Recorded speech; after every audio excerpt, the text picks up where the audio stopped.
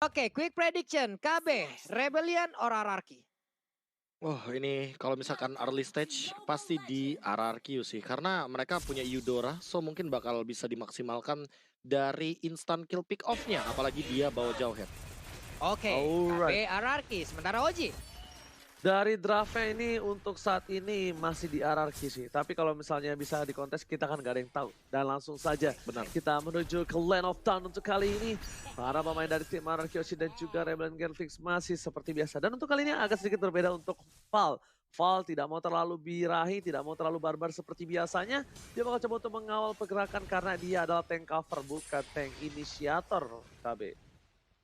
Iya, dan bahkan kalau misalkan menengok dari Val, ini playstyle-nya dia tuh emang playstyle yang nabrak-nabrak ya, mainnya agresif banget. Makanya kita tidak kaget kalau seandainya nanti di menit yang kedua sampai dengan menit yang kelima, Rebellion Genflix bakal mencoba untuk mengembalikan keadaan dengan cara nabrak. Apalagi dia bawa Vengeance dan ini bakal berat banget untuk menumbangkan Hylas ketika dia bawa Vengeance. Jadi buat RRQ Hoshi mereka harus consider gimana caranya mereka bisa ngincer ke arah backline dan menumbangkan Huba. Karena Huba merupakan satu-satunya target yang paling possible untuk ditumbangkan di early stage seperti ini, Rangers. Yes, betul bukan sembarang betul Profesor Kamen terhormat tapi ternyata di bottom lane. Skylar, dia mau ngebuktiin ke Profesor dan juga ke Ranger Mas kalau gua walaupun pakai alis yang harusnya alis di early itu agak sedikit tidak terlalu kuat. Tapi kali ini bahkan Esmeralda dari seorang Birul yang terketar-ketir. Ejector ke arah belakang, R7 yang menjadi pilihan. Tapi lihat di bottom lane, Kekingnya berhasil. Tapi first blood Wow. didapatkan. Combo antara Clay dengan featuring Albert. Kali ini berhasil mendapatkan satu buah poin tambahan. Dan sepertinya Turtle akan dimakan oleh tim RRQ Oshi, Pak. Oke. Itu dia. First blood-nya pun udah tercipta. Dan ini CCTV dari Tartar, persembahan Living by Mandiri, Skylar yang masih berjibaku untuk melawan ke arah Birulnya dengan menggunakan Esmeralda. Ada info juga cabang SBC Esport Pon yang 20 Papua 2021 nih. Wih, dia ada Mobile Legends, bos. Sedap kali pertempuran di bagian bawah pun masih tercipta. Hanya saja untuk Skylar, dia masih pergi dengan Flying Blood yang dia miliki, Noji. Yes, benar bukan separah, benar 40 dan bahkan di sini para pemain dari tim Rebellion Genflix mencoba untuk take over Tartonnya dan lihat Val sama R7 ganti-gantian. Informasi telah diberikan, kali ini nggak mau dan akhirnya di reset begitu saja terlalu lama dari Valnya. Val tersisa seorang diri, Vengeance dibuka, belum masih ditahan begitu saja tapi lihat ada petir bukan sebarang petir dari seorang Clay. Meanwhile, beberapa player dari tim Rebellion Genflix sudah stand by position, Vengeance telah dinyalakan, Ghost Batman udah belum dimiliki tapi PN bakal coba dipaksa dan satu poin diamankan. Menuju ke arah seorang Jisa, Retro bisa dikeluarkan, tapi RC bersama mengcutting permainan dari seorang Jisa dan lihat Albert kali ini dengan punchernya belum berhasil mendapatkan apapun dari seorang Jisa, Pak.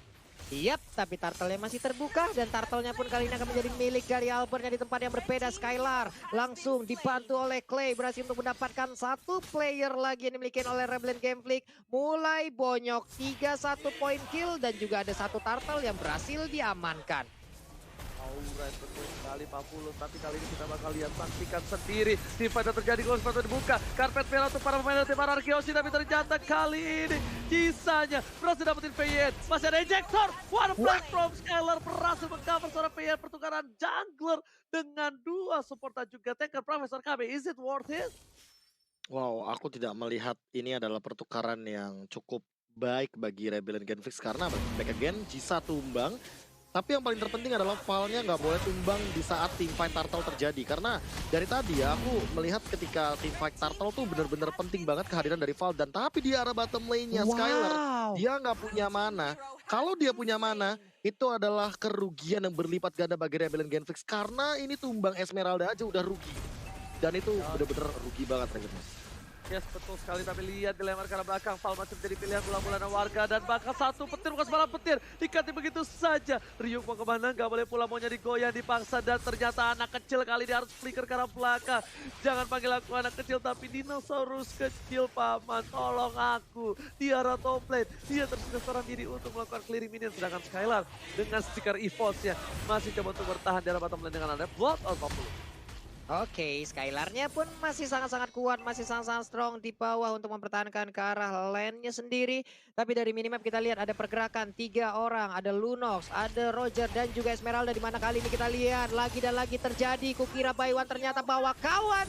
Elisnya pun menghilang namun di tempat yang berbeda pun ada aksi yang sama dilakukan oleh RRQ Hoshi, Oji. Yes, emang karena memang dari seorang Alisy ini tidak bisa terlalu kuat di arah early game. Dia memang di arah late game. Memang hero scaling diprioritaskan untuk asuransi late game. Tapi dengan turtle yang diamankan ditukar dengan satu batu di arah bottom lane sebenarnya rugi. Kecuali R7 dapetin satu turret di arah atas. Dan ini akan menjadi sedikit adil untuk tim arah Kyoshi. Dengan segi gold yang tidak terlalu... jauh deh gara-gara satu turtle itu jadi jauh. Jadi bedanya 2000. Jauh Halo. deh. Matematikanya biasa, tapi ternyata VN Gold stand dibuka, flicker ke arah belakang, satu stand diamankan, tapi VN masih sabar. Nunggu momen, nunggu timing karena tidak ada purple buff untuk tim fight seorang Albert 40. Ini dia pergerakan sepertinya dari Birul udah mulai terlihat posisinya langsung dikejar oleh VN, ada Clay juga di bagian belakang untuk memberikan backupan. Valnya ingin maju langsung disetrum aja, kau mau pergi kemana? Dilempar lagi dengan ejektornya, kudanya pun langsung menghilang. Hylos tidak kuat lagi untuk menampainya, damage yang dikeluarkan dari Elite juga mulai gabung di bagian tengah. VN pun udah gak kuat, VN menghilang, Esmeralda menghilang, 2 orang, 3 orang, 4 orang. Dan ini dia satu player terakhir dari Rebel Camping, bisakah kau bertahan karena Elis pun mengejar. Udah ada pilihan of order, terkena efek slow-nya. Tapi dia pun masih selamat, Oji. Ban, lihat kini Albert mau coba mainin puncher tapi terlalu jauh. Nggak berhasil untuk mengejar ke arah pemain dari tim Rebel Galveston Item ya Profesor, silakan.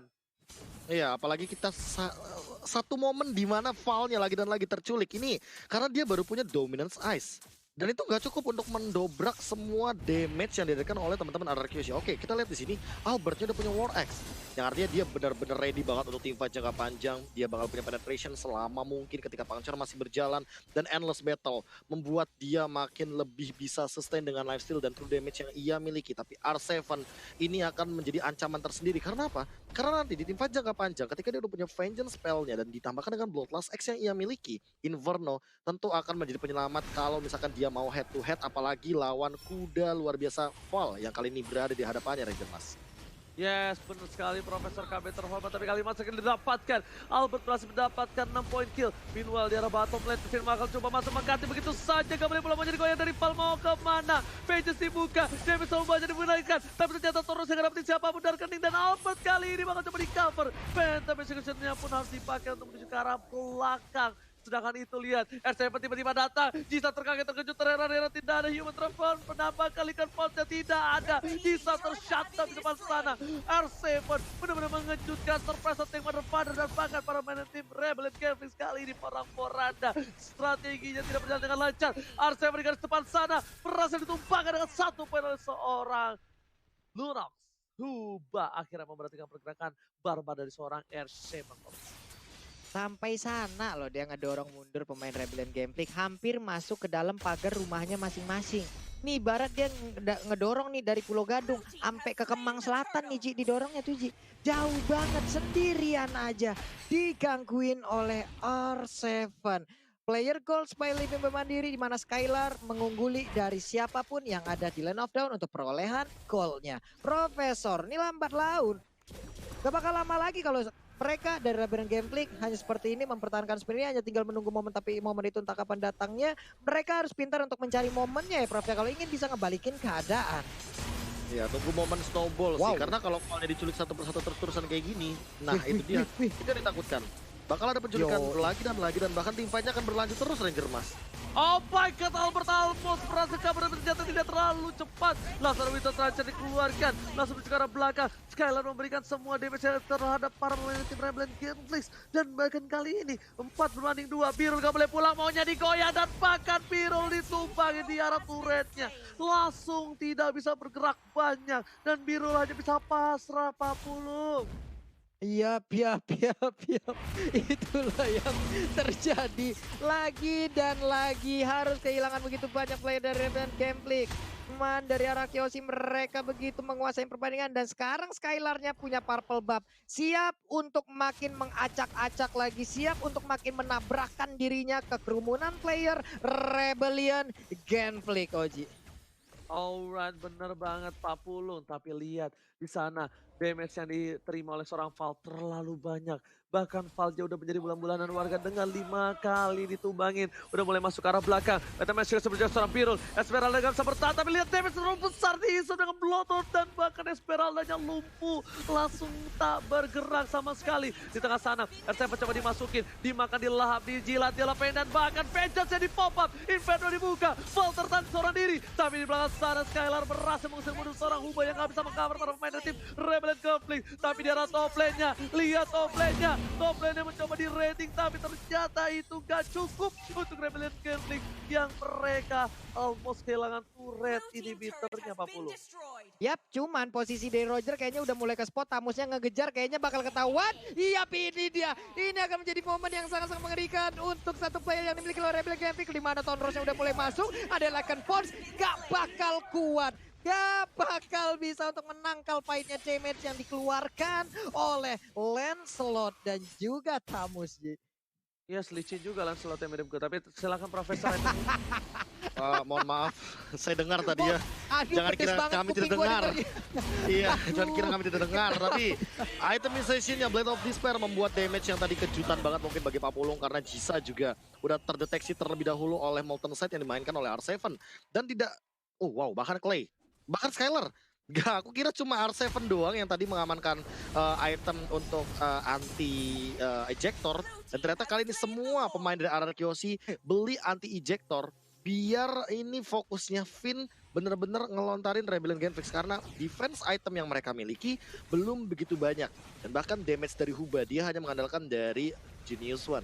Artinya dia tidak memiliki damage yang benar-benar konstan karena belum ada Holy Crystal di sini, belum ada bonus damage yang cukup tinggi juga. Dan Val, dia benar-benar harus memikirkan gimana caranya itemization dia benar-benar bisa maksimal. Dia punya Athena Shield, tapi dia akan sangat rapuh ketika di hadapan Albert karena dia hanya mengandalkan satu buah Dominance Ice. Dan itu nggak cukup karena target utama dari Dominance Ice adalah regen HP dari R7 dan R7 membalaskan hal tersebut dengan Dominance Ice juga. Jadi regen HP dari Val juga nggak bakal maksimal dan Vengeance-nya bakal kita lihat bagaimana Tamus head to head match up melawan Val sesaat lagi Ranger Mas. Alright, bener banget. Tapi kali ini lihat R7 dengan roda kopi diputar gas depan. Tapi Skylar mencoba untuk masuk ke arah belakang. Ubah menjadi pilihan. Siapa yang dilempar tapi Finn. Kali ini dengan flicker gak berhasil mendapatkan siapapun. Bahkan Finn harus tumbal di depan sana.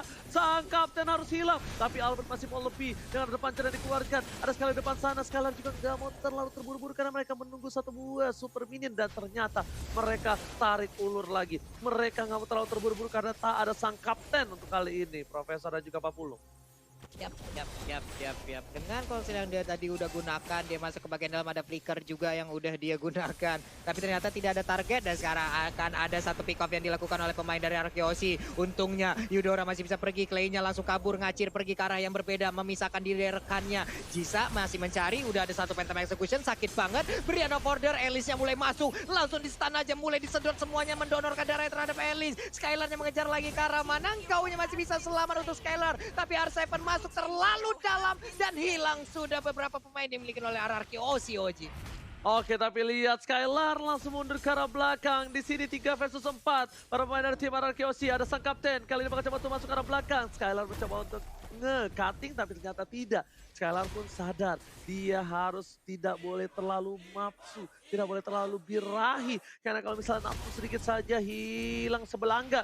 Dan para pemain dari tim Rebellion Conflict akan coba untuk pertandingan 4 versus 5. Satu bos stand dikeluarkan, Thornros telah dikeluarkan. Tapi ternyata lihat ada close battle telah dikeluarkan, dikejar oleh Sajisa. Dengan posisi keluarga, seorang Clay. Dapatkan Clay ditumpangin begitu saja tak tersisa. One man situation di arah bottom lane. Albert versus Jisa kali ini lihat. Mencoba dikejar, mencoba dihajar. Dia terlalu besar, Thornros sakit. Pegang lihat langsung serigala berbulu domba. Kali ini harus berubah menjadi serigala berbulu kelinci. Coba dengan pancernya ting. Double kill ke arah belakang. Looking for triple kill, looking for Maniac kah? Dan di sini disisin Maniac dan seorang Albert. Looking for Savage. This is Savage bersama di FPL season yang ke-8. Albert take it first. Wow, yang pastinya diawali dengan ting tang yang pastinya itu juga bukan permen, bukan biskuit, diakhirin dengan Savage yang begitu indahnya 2-0 tanpa balas.